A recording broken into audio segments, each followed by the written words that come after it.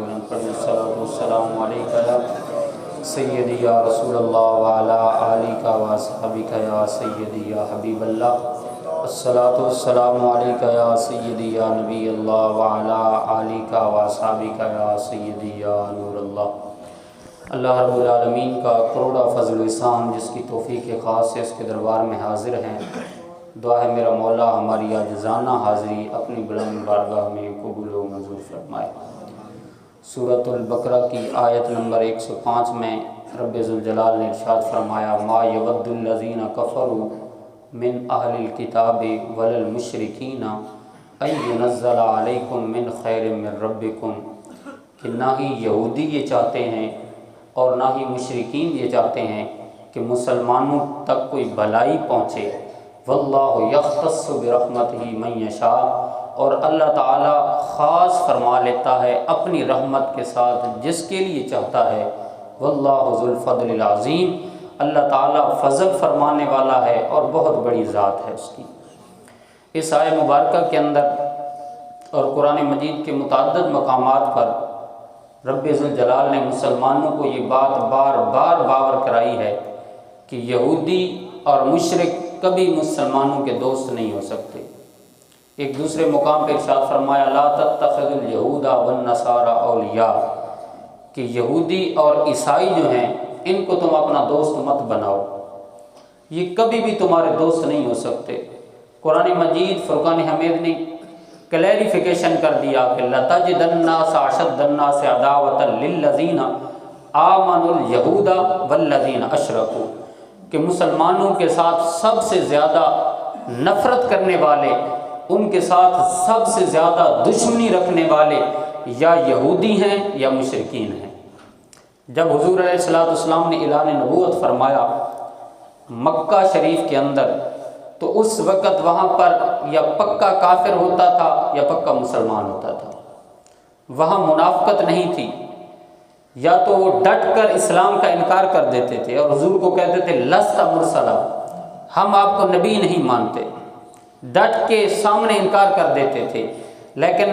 جب میرے آقا ہجرت فرما کے مدینہ میں جلوہ گر ہوئے تو وہاں پر کئی گروہ بن گئے، مشرکین بھی تھے، یہود بھی تھے، عیسائی بھی تھے، اور ایک چوتھا گروہ نمودار ہوا جسے منافقین کہا جاتا تھا۔ اللہ رب العالمین نے جہاں پر منافقین کا تذکرہ کیا ہے اسی کے ساتھ یہود کا تذکرہ فرمایا ان المنافقین فی الدرک الاسفل من النار،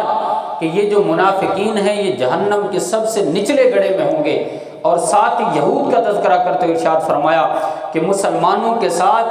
دشمنی کرنے والے جس طرح یہود ہیں اسی طرح منافقین بھی ہیں، اسی طرح وہ کفار بھی ہیں۔ یعنی جس صفحے پر جس آیت کے اندر رب ذوالجلال نے یہودیوں کا تذکرہ فرمایا ساتھ ہی کفار کا تذکرہ فرمایا۔ حضور جب مدینے میں جلوہ گر ہوئے تو وہاں یہودیوں کے 3 قبیلے آباد تھے، قبیلہ بنو قریظہ، بنو قینقاع اور بنو نذیر۔ حضور مدینے میں جلوہ گر ہوئے، حضور نے فرمایا کہ میں تمہارے ساتھ جنگ کرنے کے لیے نہیں آیا، میں تو یہاں اسلام کا آفاقی پیغام پہنچانے کے لیے آیا ہوں، لہٰذا تم امن کے ساتھ رہو، تمہارے تک ہم نے پیغام پہنچانا ہے، اگر تم نے قبول کر لیا تو تمہاری آخرت سنور جائے گی، اگر تم نے قبول نہ کیا تو تم جہنم کے ایندھن بن جاؤ گے، لیکن ہم تمہیں اس پہ مجبور نہیں کریں گے کہ تم اسلام لے کر آؤ۔ تو حضور نے ایک میثاق لکھا جسے میثاق مدینہ کے نام سے یاد کیا جاتا ہے، جسے ریاست مدینہ کا تصور اول بھی کہا جاتا ہے، کہ اس سے پہلے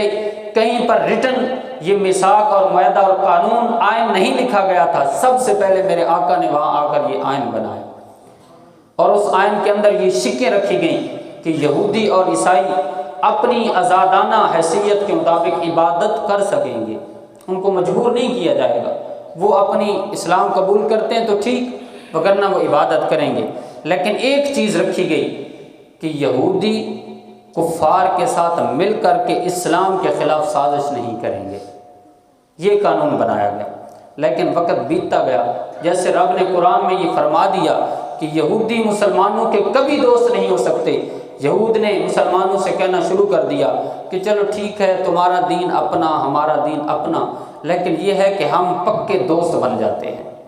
رب ذوالجلال نے قرآن کی آیت نازل فرمائی، کہا ما یود الذین کفروا من اہل الکتاب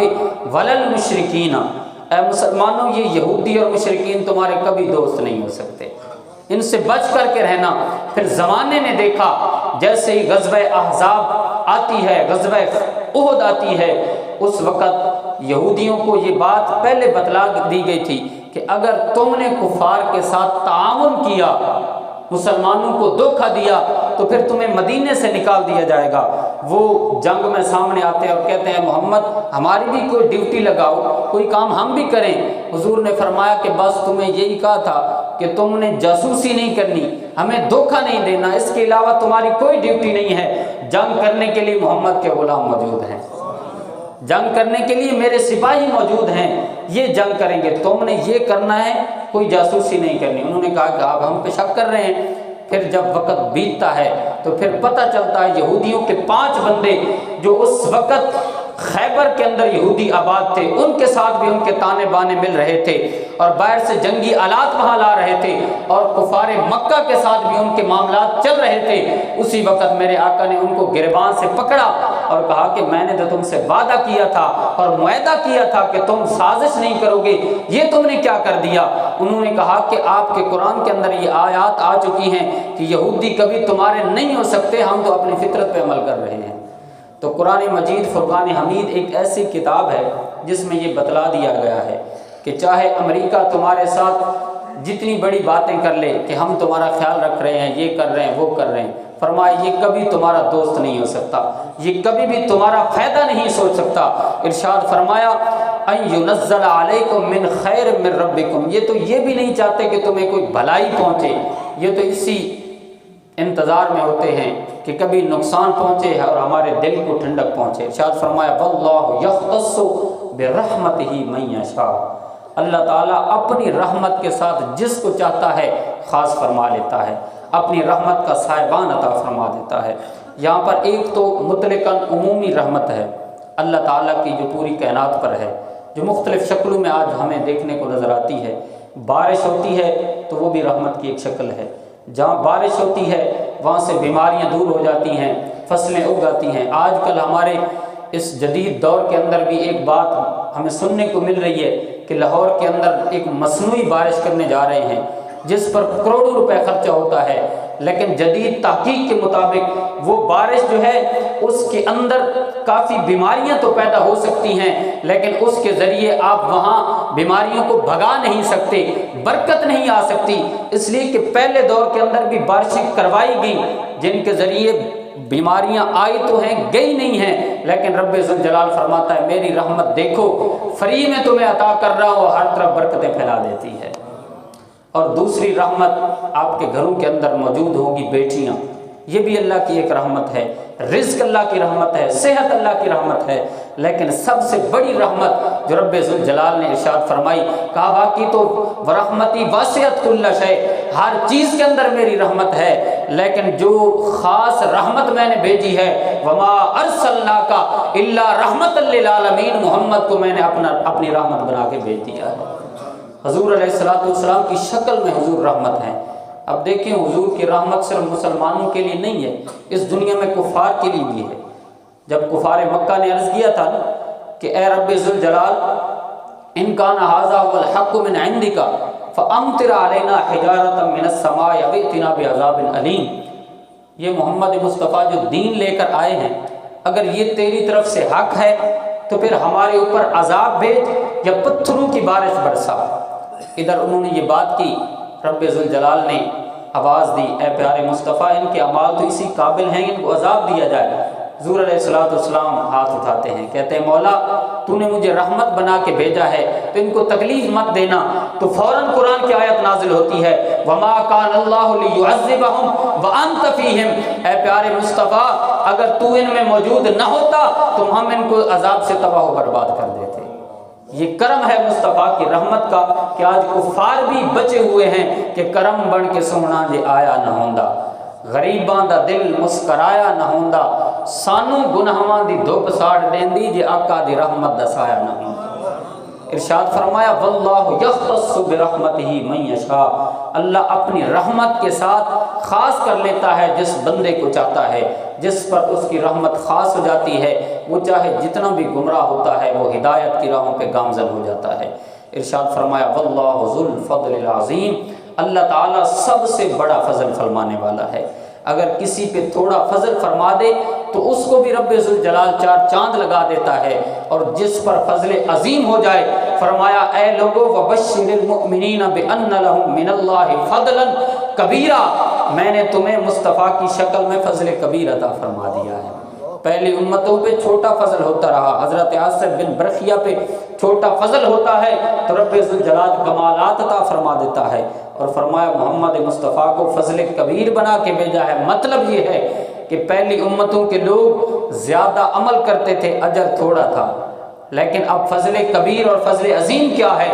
تم عمل تھوڑا کرو گے اجر بہت زیادہ دیا جائے گا۔ حضور کی مجلس لگی تھی، حضور نے فرمایا ایک بندہ صبح سے لے کر ظہر تک مزدوری کرے اسے بھی 1 درہم دیا جاتا ہے، ایک ظہر سے لے کر عصر تک مزدوری کرے اسے بھی 1 درہم دیا جاتا ہے، اور ایک بندہ عصر سے لے کر مغرب تک مزدوری کرے اسے بھی 1 درہم دیا جاتا ہے۔ تو ان میں سے کون افضل ہوگا، کون اعلیٰ شان والا ہوگا؟ صحابہ کرام نے عرض کی کہ یا رسول اللہ وہ جو عصر سے مغرب تک مزدوری کر رہا ہے وہ بہت اونچی شان والا ہوگا، اس لیے کہ وقت تھوڑا ہے اجر زیادہ ہے۔ حضور نے فرمایا پہلی مثال یہود کی ہے، دوسری مثال عیسائیوں کی ہے، اور تیسری مثال میری امت کی ہے۔ وقت تھوڑا ہے لیکن اجر زیادہ ہے، یہی فضل عظیم ہے۔ دعا ہے رب ذوالجلال ہمیں حضور علیہ الصلوۃ کی سیرت مبارکہ کے مطابق زندگیاں گزار کر منزل مراد نصیب فرمائے۔ وآخر دعوانا